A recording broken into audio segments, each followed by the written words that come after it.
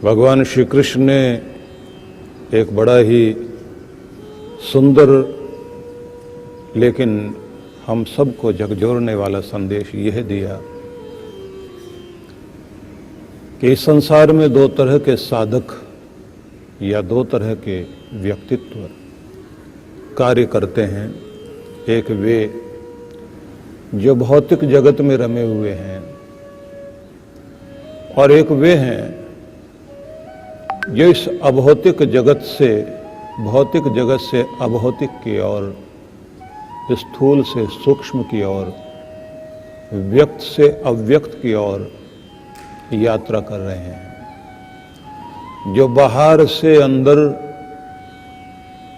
मुड़कर अपने चेतना को अंतर्मुखी करते हुए स्वयं को और इस ब्रह्मांड को और ब्रह्मांड के निर्माता परमेश्वर को जानने की चेष्टा में जो लगे हुए हैं, ऐसे दो तरह के व्यक्तित्व इस दुनिया में दिखाई देते हैं। तो उन्होंने एक संदेश दिया, या निशा सर्वभूतानां तस्याम जागृति संयमी यस्याम जागृति भूतानि सा निशा पश्यतो मुनेः। सब प्राणियों के लिए जो रात्रि है उसमें कोई संयमी, कोई साधक, कोई जितेंद्रिय पुरुष जागता है, और जिसमें प्राणी जागते हैं वह आत्मनिरीक्षण करने वाले मनुष्य के लिए, उस मुनि के लिए रात्रि है। जहां ये जग जागता है वहां मुनि, साधक, योगी जागी हुई दुनिया के प्रति सोया हुआ है, और जहां ये दुनिया सोई पड़ी है उस ओर से साधक जागा हुआ है। कुछ विरोधाभासी शब्द लगते हैं ये, कि जहां दुनिया सो रही है साधक जाग रहा है, मतलब उल्टा चल रहा है कोई। इसका सीधा भाव ये है कि मोह निद्रा में जगत सोया पड़ा हुआ है, लेकिन मोह निद्रा को त्याग कर एक जागा हुआ मनुष्य इस मोह के पार, आसक्ति के पार, दुनिया के अटैचमेंट से दूर वह उस और जागा हुआ है जहां दुनिया सोई हुई है। दुनिया का ध्यान नहीं कि कोई दूसरा जगत भी है, दुनिया का ध्यान नहीं है कि परमात्मा भी है, दुनिया का ध्यान नहीं है कि कोई आध्यात्मिक प्रगति भी हो सकती है, संसार का ध्यान नहीं है इस बात पर कि हमारे बाहर जो कुछ घट रहा है वो हमारे अंदर के कारण है। हमारा बाहर व्यवहार जो दिखाई देता है उसकी जड़ें हमारे अंदर हैं। इसलिए जो हमारे अंदर हमारा व्यक्तित्व बना हुआ है उसको देखने की चेष्टा में जो लगा है वो साधक है, वो मुनि है। और जो केवल बाहर की दुनिया, जिधर मुंह उठाया उधर चल पड़े, जो मन भाया उसी तरफ हम खिंच पड़े, जहां हमें थोड़ा आकर्षण दिखाई दिया, जैसे बच्चे को समझ नहीं होती, वो ऐसी चीजों को भी पकड़ने लगता है जिससे उसको बचाना पड़ता है, इसलिए उसको बच्चा कहा जाता है। उसे बचाना पड़ता है, बचा बचा शब्द ही बच्चा बना है, क्योंकि उसे बचाना है आपको। और जो साधक है, मुनि है, वो खुद बचा हुआ है और इस दुनिया को बचाने में लगा हुआ है। इसलिए शब्दों को ध्यान में रखते हुए इसकी गहराई में जाइए कि सभी प्राणियों के लिए जो रात होती है उसमें संयमी साधक व्यक्ति जागता रहता है, और जो समय सबके जागने का समय है वह देखने वाले क्रांतदर्शी मुनि के लिए रात होती है। समझने वाली बात है कि हम उस तरफ से थोड़ा सो जाएं जिधर हमने अपने आप को बहुत जगाकर अपनी चैन को, नींद को खत्म कर लिया। साधक व्यक्ति का सोना अलग है, जो सोवे सो शून्य में सोना सीख जाना, इसी को ध्यान कहा जाता है। मन की वह स्थिति जहां विचार शांत हो जाए और उसमें आप जागृत मन को भी सुला दें। जागृत मन से मतलब जहां आप हर समय विचार करते रहते हैं, सोचते रहते हैं, वह मन भी सो जाए और जो आपका अवचेतन मन है वह तो अपनी क्रियाएं अंदर अंदर कर रहा है। आपकी आंखों का खुलना, बंद होना, आपके हृदय की धड़कनों का चलना, रक्त संचार का कार्य करना, ये सारी चीजें आपका सब कॉन्शस और अनकॉन्शस, ये दोनों अपनी भूमिका निभा रहे हैं।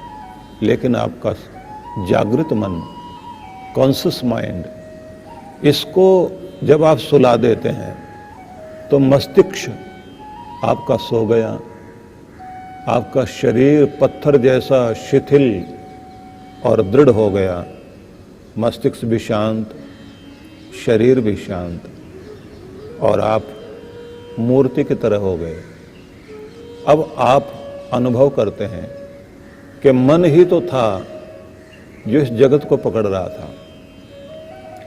जगत में जाता था, वहां से आता था, मन पुरानी यादों को लेकर आता था, भविष्य की कल्पनाएं रचता था। मन हर पल कुछ न कुछ नया रचने के लिए, कुछ पुरानी चीजों पर विचार करने के लिए आपको संसार में फंसाए हुए था। अब विचार शांत हो गए, मन शांत हो गया, मस्तिष्क खो गया है, मस्तिष्क को सुला दिया आपने, शरीर भी शांत हो गया। अब उस स्थिति में, शून्य में, आकाश में, विचार शून्यता में आप सो गए, तो समझ लीजिए भगवान के लिए जाग गए। अब परमात्मा की पवित्र किरणें आपको छूने के लिए आने लग गई, शांति आने लग गई, प्रेम अंदर आ रहा है, आनंद की धाराएं बह रही हैं। आप अपने भीतर ही भीतर परमात्मा की चांदनी में स्नान कर रहे हैं। आपको एक अलग ही आनंद आ रहा है। दुनिया दौड़ रही है क्योंकि दुनिया के लिए दिन है। साधक आंखें बंद करके बैठा है, दुनिया को लगता है तो सो रहा है, लेकिन वो सोया नहीं है, वो भगवान में जागा हुआ है। अब भगवान में जाग जाइए, और जहां संसार विषय वासनाओं के प्रति जागा हुआ है, दौड़ रहा है, ये प्राप्त कर लूं, वो इकट्ठा कर लूं, संसार के पदार्थ जोड़ लूं, दुनिया जिस तरफ जागृत होकर पूरी ऊर्जा उधर लगाए हुए है, पूरी क्रियाएं जिधर चल रही हैं, वहां की तरफ पीठ फेर कर बैठा हुआ है साधक। उसको पता है कि इस संग्रह करने वाली दुनिया में मेरा कोई स्थान नहीं। इसलिए साधकों के लिए अपरिग्रह को स्थान दिया गया है। परिग्रह में संसार की चीजों के ग्रहण करने में, संग्रह वृत्ति में अपना ध्यान हटाना है। जितना जोड़ते चले जाओगे, जितना जितना संसार के पदार्थ इकट्ठा करते जाओगे, आपका मोह बढ़ता चला जाएगा। इसका मतलब ये नहीं है कि आप सांसारिक कार्य नहीं करें। कृष्ण भगवान ने एक उदाहरण विदेहराज का दिया, जनक का दिया है,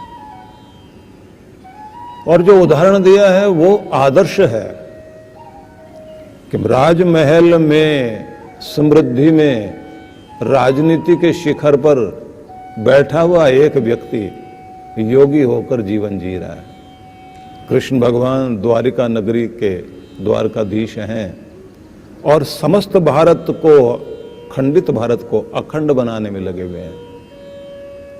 वो युद्ध से लौट रहे हैं तो अर्जुन को भी कहते हैं ध्यान करो। वो संधि के लिए जा रहे हैं प्रस्ताव लेकर कि युद्ध ना हो, एक और मौका दिया जाए शांति हो जाए। तो उस दिन भी अपनी साधना, अपना ध्यान, अपना यज्ञ, अपना दान पुण्य, बड़ों का आशीर्वाद, गौओं को चारा, ब्राह्मणों के प्रति उनके लिए कुछ भेंट, वो सब करते हुए और फिर यात्रा के लिए निकल रहे हैं, कर्तव्य कर्म कर रहे हैं। तो ये ध्यान रख लीजिए कि आपको संसार से भागना नहीं है,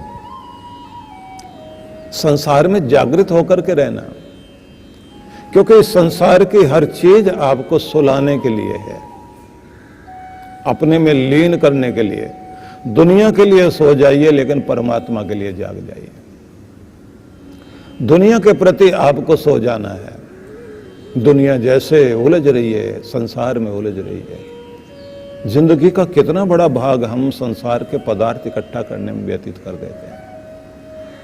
और चिंता सिर्फ इतनी नहीं रहती, पहले चीजें बनाओ, फिर उनको बचाओ, उनकी रक्षा करो, फिर उनके लिए आगे ढूंढो कि योग्य व्यक्ति आगे संभालने वाला हो।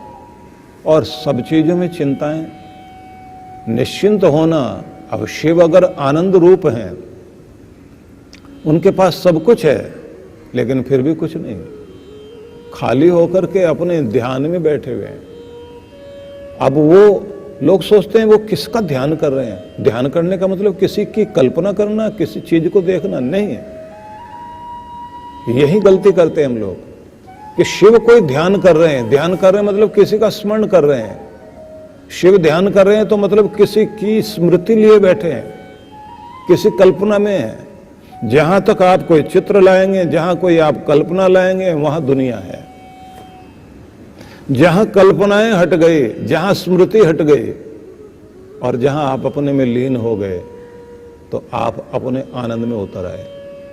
तो शिव अपने आनंद रूप में है और चाहते यही हैं कि सब कोई अपने आनंद रूप में रहे। कहते हैं शिव जाकर के शमशान में बैठ गए, तो सीधा मतलब है जहां जाकर भी तुम्हारा वैराग्य जागता हो और तुम्हें ईश्वर याद आता हो, वो भूमि ईश्वर की भूमि है। मतलब बस्ती जहां दुनिया आ रही है और बस रही है, शमशान जहां से बस्ती छोड़कर लोग विदाई ले रहे हैं। ये दोनों ही घाट हैं। एक प्लेटफार्म वो है जहां से यात्री चढ़ रहे हैं रेलगाड़ी में, दूसरा प्लेटफार्म वो जिधर से उतर रहे हैं, या कह लीजिए एक तरफ जाने का और एक तरफ आने का। हॉस्पिटल में भी अलग व्यवस्था रखते हैं, मुर्दा जिधर से निकालेंगे उसके लिए अलग गेट है, और जिधर से पेशेंट आ रहे हैं अगर उधर से मुर्दा भी लेके जा रहे हो तो सारे पेशेंट भाग जाएंगे कि यहाँ से तो मुर्दे शुरू हो गए हैं। जहाँ से पहले ही मरता हुआ आदमी दिखाई देता हो, वहाँ जिंदगी की आस कहाँ होगी। इसलिए दोनों द्वार ही अलग रखे जाते हैं। एक इन लिखा हुआ, एक आउट वाला। यही तो दुनिया में है। अब आउट गेट जो आपका है वो तो नगर से बाहर है ना, शमशान वाला, कि यहाँ से आउट हो रहे हैं, और जिधर से आ रहे हैं दुनिया में बस रहे हैं। सारी चीजें हो रही हैं, आने का भी एक दिन, जाने का भी एक दिन। संग्रह जितना करते चले जाएंगे, उलझते चले जाएंगे, लेकिन जैसे जैसे जितनी जितनी चीज़ों की आवश्यकता है वो चीज़ें चाहिए। आदि शंकराचार्य ने जिसके लिए कहा कि औषध को एक मात्रा तक आप लेते हैं, कम लें तो कोई लाभ नहीं, ज़्यादा लें तो हानि। पदार्थ चाहिए आपको, सांसारिक पदार्थों में रहना है, जीवन चलाने के लिए चीज़ें चाहिए, लेकिन बस वहीं ये ध्यान रख लेना है कि वो चीज़ें इतनी बड़ी ना हो जाएं कि आप लक्ष्य से चूक जाएं और आप एक ही काम में लगे रहें। अभी इतना हुआ है, इतना और कर लूं, और किसी चीज़ का फिर कोई अंत है नहीं।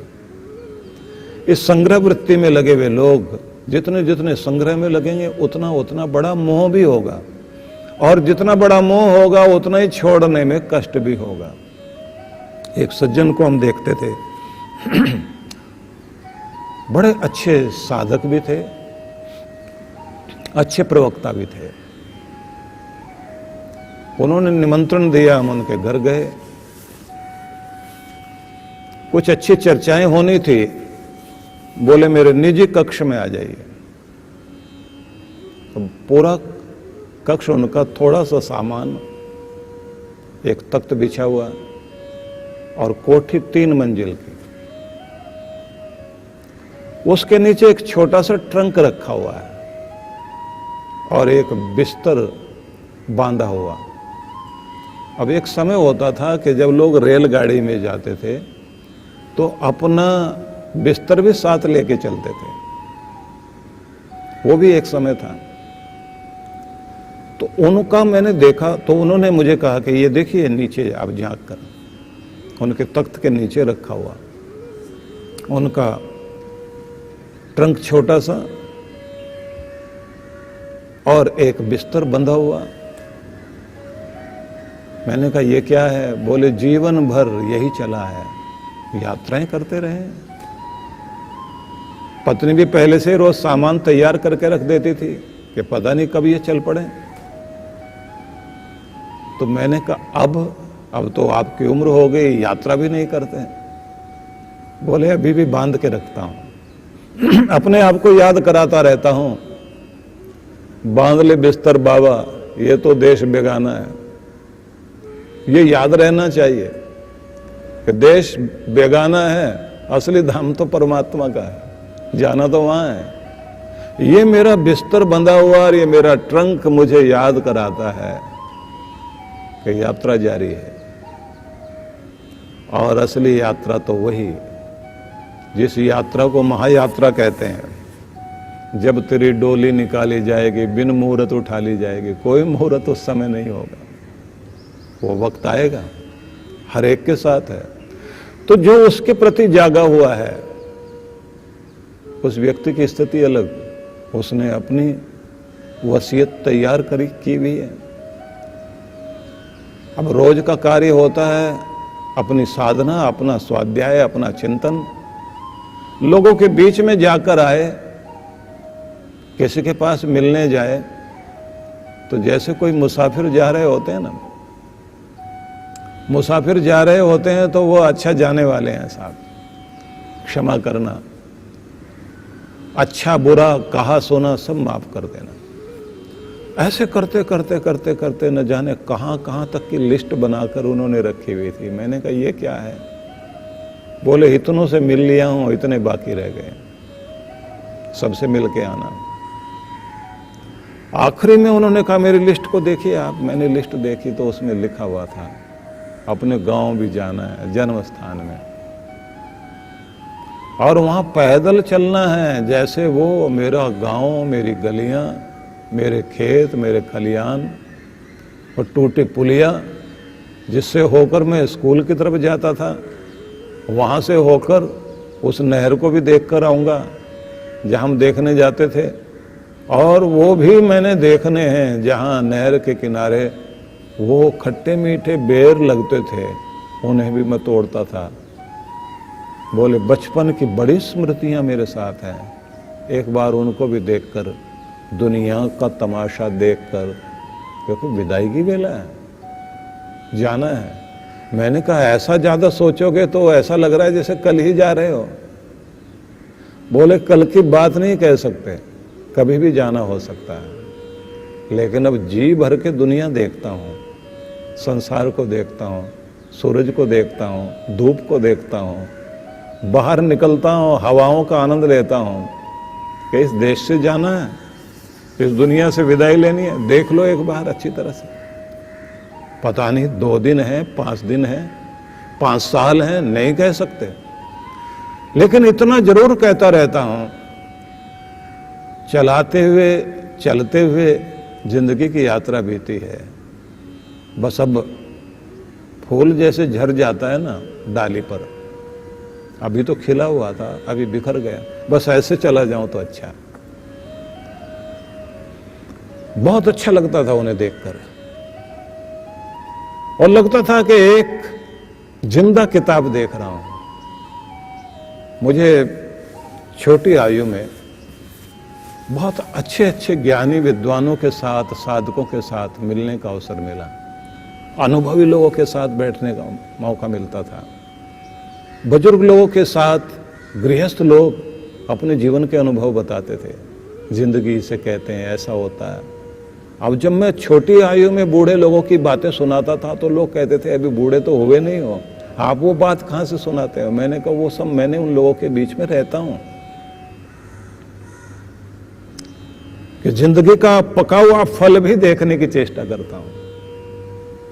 तो एक तरफ से जागा हुआ इंसान, उसको पता है कि कितना सामान साथ जाएगा, कितना छूटेगा और क्या संग्रह करना क्या नहीं।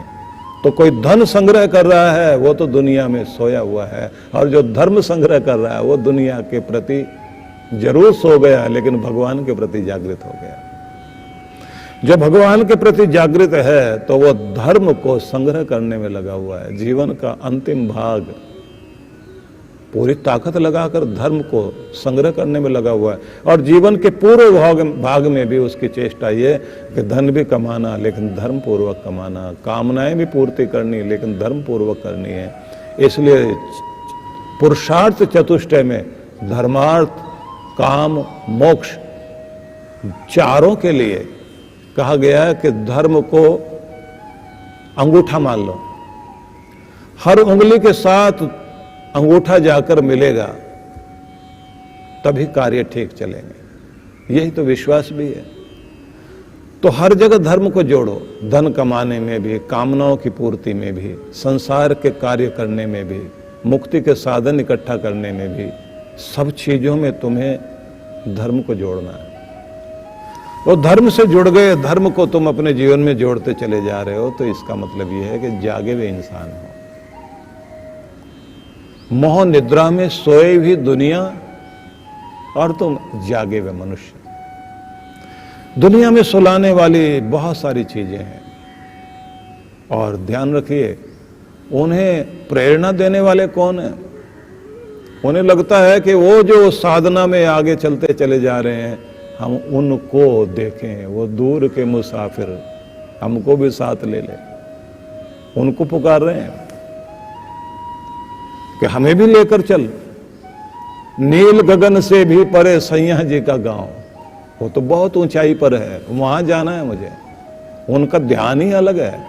और जो इस दुनिया में खोए पड़े हैं उन लोगों को लगता है कि ये कौन सी दुनिया है। अगर किसी को सत्संग में ले भी आइए नींद आ जाएगी बहुत जल्दी उसको। कथा सत्संग में जिनको नींद आए, भगवान के भजन में नींद आए,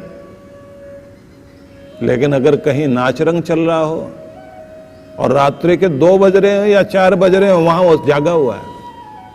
तो जो दुनिया में जागे हुए लोग हैं, मतलब जो संसार के विषय वासनाओं में जागे हुए हैं, वो दुनिया के अलग लोग हैं। जो परमात्मा की तरफ जागे हुए लोग हैं, आप जरा सोचिए कि सबसे ज्यादा अच्छी नींद सुबह सुबह आती है ना। लेकिन जो सुबह सुबह ही जाग जाए, जो अपने सूरज को अपने अंदर उगाता है, सूरज का स्वागत करने के लिए जो जागे कि सूरज मेरे द्वार पर आएगा उससे पहले मुझे जाग कर तैयार रहना, ऐसे लोग ओशर बुद्ध कहलाते हैं वैदिक भाषा में। वैदिक भाषा में उनको ओशर बुद्ध बोलते हैं कि जो उषा वेला में जागृत होकर सूर्य का स्वागत करने के लिए तैयार खड़े हैं। इसलिए गायत्री उपासक के लिए भी आवश्यक माना जाता है। और ये तो युग ही परिवर्तन का युग है। इस समय जो समय चल रहा है, ये ध्यान रख लीजिए। इस समय में ये ध्यान रखना सबको कि आपको अच्छी तरह जागृत होकर के ही जीना है। ब्रह्म वेला का स्वागत करना सीख जाइए, सूरज को अपने अंदर उगाना सीख जाइए, नियमों में ढलकर जीना सीख जाइए और अनुशासन को जीवन में पकड़ना सीख जाइए।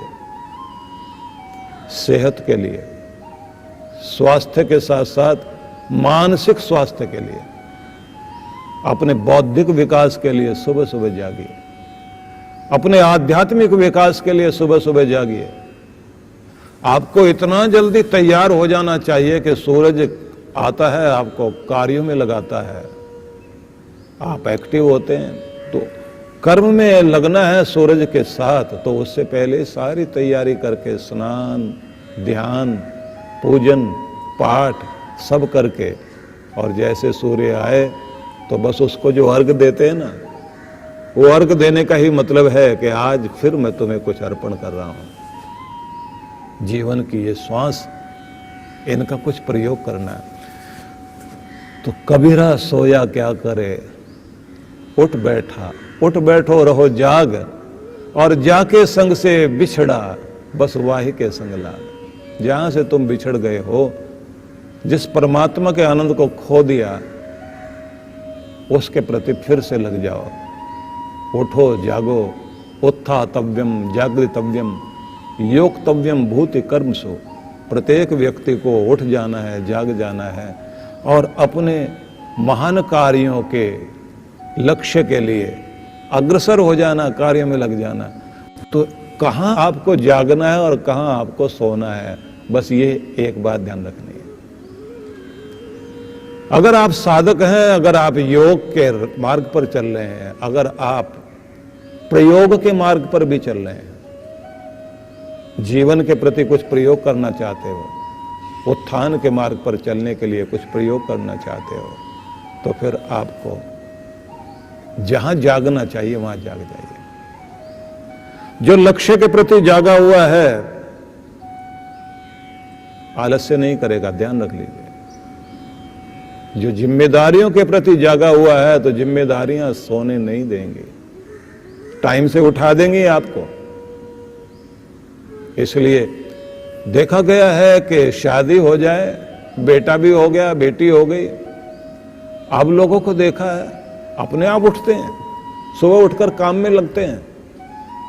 सोने के समय में टीवी पर प्रोग्राम मनपसंद आ रहे हैं, तुरंत बंद करेगा वो, नहीं जल्दी सोना है, जल्दी उठना भी है, जिम्मेदारियां जगा रही हैं। जब आप जिम्मेदार हो गए तो जागरूक भी हो गए। तो कहां जागना है और कहां सो जाना है, यही तो सोचने वाली बात है कि किसी व्यक्ति के प्रति एक ही चीज देखने योग्य है कि अगर उसके जीवन में उत्थान है, तो सोचो तो सही कि कहां वो जागा है और कहां के प्रति सो गया है। इसलिए कहते हैं कि धीर पुरुष, शूरवीर, वो भी कायर होते हैं। कहाँ कायर होते हैं कि जहाँ बहकाने वाली चीजें होती हैं। अर्जुन ने कहा था ना कि मैं कायर हूं, तो उस समय उस अप्सरा ने कहा कि कैसी बात करते हो, तुम तो वीर पुरुष हो। बोले बस दुनिया के वो आकर्षण जो मेरे तप को भंग करते हो, वहां तो मैं कायर हूं, और जहां मेरा लक्ष्य है बस वहीं के लिए मैं वीर पुरुष हूं। इसलिए मुझे क्षमा किया जाए। तो जरा सोचिए कि कहीं ना कहीं के प्रति तो आपको भगोड़ा बनना पड़ता है, कहां के प्रति मुंह फेरना है और कहां के प्रति शौर्यवान होना है, इसको विचार करना चाहिए। उत्थान के मार्ग पर चलने के लिए बस यही, जैसे शब्द में हम लोग सुनते हैं ना, जागो रे जिन जागना, अब जागन की बार। अब जागने की बारी है इस मनुष्य के देह में। जागो रे जिन जागना, अब जागन की बार, फिर क्या सोए नानका, जब सोवे पांव पसार। जब आखिर में नींद आ जाएगी, आखिरी नींद, चिर निद्रा, मौत की नींद, पांव फैले हुए होंगे, हाथ फैले हुए होंगे, फिर कोई जगाए भी सही नहीं जाग पाओगे। इसलिए कहा जाता है कि अभी तैयारी कर लेनी चाहिए। बौद्ध साहित्य में कथा आती है, त्रिपिटक बौद्ध ग्रंथों में महात्मा बुद्ध के उपदेशों का, संदेशों का एक बहुत बड़ा खजाना। उसी साहित्य में एक कथा आती है, और कथा भी थोड़ी अलग तरह की कथा है। 5 साल के लिए राजा बनाया जाता है, किसी राज्य का, किसी देश का कोई नियम। लंबी चौड़ी कहानी जिसका सार बता देता हूं कि किसी एक ऐसे देश का नियम है कि 5 वर्ष के लिए राजा बनाया जाए और उसके बाद उसे कहते थे कि जाओ तप करो। तप करने के लिए एक महाअरण्य, घोर घना जंगल, उस जंगल में भेजा जाए। जंगल बहुत बड़ा था, लेकिन जंगल में क्योंकि जानवर हिंसक बहुत थे, कटीली झाड़ियां, हिंसक जानवर, तो कोई भी वहां तप करने के लिए जाए तो ज्यादातर थोड़े दिनों के बाद ही मर जाता था। लेकिन लोग सारे ये बोलते थे कि हमारे राजा को तप करना चाहिए और तप करने के बाद में लौटना चाहिए। लौट कर आएंगे, जितने साल तप राज्य किया उतने साल तप करें। और श्रेष्ठ माना जाता था जो जितने वर्ष तक राज्य किया उससे दुगना तिगने वर्षों तक तप करके आए। अब ऐसी स्थिति में जो भी राजा बने, जिसको भी मौका मिले वो राजा बनाया जाए, और पहले से सूची बनी हुई थी, इसके बाद ये, इसके बाद ये, इसके बाद ये राजा बनेगा। राज परिवार में ये व्यवस्था थी। तो उन्होंने कहानी में आगे लिखा कि एक साधक था, दुनिया के प्रति वो सोया हुआ और अध्यात्म के रूप में जागृत था, लेकिन उसे कहा गया तुम्हें भी राजा बनना। उसने हाथ जोड़े, मुझे राजा नहीं बनना। बोले लिस्ट में तो, सूची में तो आपका नाम है। जैसे कैसे करते करते उस आदमी की साधना भी खो गई, क्योंकि उसको कहा जा रहा था राजा बनना है, राजा बनना है। अब साधना भी खो गई, बेचारे को राजा बनना पड़ा। अब साल 2 साल में सूख कर कांटा हो गया, क्योंकि उसको राजगद्दी पर बैठने के बाद भी जंगल दिखाई देता था। 1-2 बार जंगल की तरफ वो घुड़सवार होकर गया तो देखा वहां हड्डियों के ढांचे पड़े हुए हैं। बस वही सब लोग जो वहां से गए थे जानवरों ने खा लिया, हड्डियों का ढांचा पड़ा हुआ है। अब लौट कर आ जाए। 2 साल बीत गए घबराहट में, मरने जैसी हालत हो गई। अब सलाह किससे ले? तो जिन्होंने बचपन में उनको थोड़ा साधना सिखाई थी, भगवान की तरफ चलने का रास्ता दिखाया था, उन्हीं की शरण में गए और जाकर के बोले कि महाराज हालत खराब हो गई मेरी, तो राज परिवार में पैदा होना ही बहुत बड़ा गुनाह है, और हम सबको लिस्ट है आगे बनी हुई कि मेरे बाद ये बनेगा, उसके बाद वो बनेगा, और 5 साल निकालना जैसे कैसे वो निकल जाए। कुछ तो ऐसे लोग थे जिन्होंने ये सोचा 5 साल खूब मौज मस्ती से बीत जाएं, बाद में जो कुछ होगा देखा जाएगा। कुछ बेचारे जो है अपने शरीर का ध्यान रखते रहे, खूब अपने को खिलाया पिलाया, मजबूत किया, तलवार वलवार चलाना सीखा कि कम से कम हिंसक जानवरों को जितना हो सके मारूंगा, रहूंगा वहां। लेकिन फिर कहा जाता था तलवार यहां रख दो, साधना करने जा रहे हो, तपस्या करने जा रहे हो, तो ये साधन लेके नहीं जाओगे। तो महाराज मेरी तो हालत खराब है, मैं तो बहुत बीमार हो गया। गुरुजी ने उनकी तरफ देखा, देख करके कहा ये 5 वर्ष नहीं है, ये भविष्य बनाने के लिए अवसर है। अवसर है कि तुम्हें इतनी स्वतंत्रता है, चाहे तो तुम 5 वर्ष मौज मस्ती में, विषय वासना में, इसमें व्यतीत कर दो, और चाहो तो तुम्हारे लिए अवसर है कि इस नगर को भी सुंदर बनाओ, अपने राज्य को अच्छा बनाओ, विस्तार करते चले जाओ, बस्तियां आगे बढ़ाते चले जाओ, नगर को और आगे तक लेकर जाओ, उद्योगों को आगे लेकर के जाओ, और जहां तक भी हो सके ऐसे जंगली लोग भी तुम्हें मिल जाएंगे जिन लोगों का विकास तुम्हें करना है, उनको भी आपने निमंत्रण देना। जंगलों में वो लोग रहेंगे, साफ सफाइयां करेंगे, बस्तियां वहां भी बनेंगी। और एक बात ध्यान रखना, जंगल को रखना तो पड़ेगा आपको, जंगल काटने के लिए नहीं, बीच बीच में जहां जगह है वहां पर कुछ बनाने के लिए मौका है। तो तुमने एक काम करना है, जंगल को जंगल नहीं उद्यान बना लो। नए पेड़ लगाने, झाड़ जंकाड़ काटे जा सकते हैं, फलदार वृक्ष, ये सब फूल पत्तियां। पता भी नहीं लगना चाहिए यहाँ के लोगों को कि हमारा प्रदेश, हमारा देश कहाँ तक फैल गया।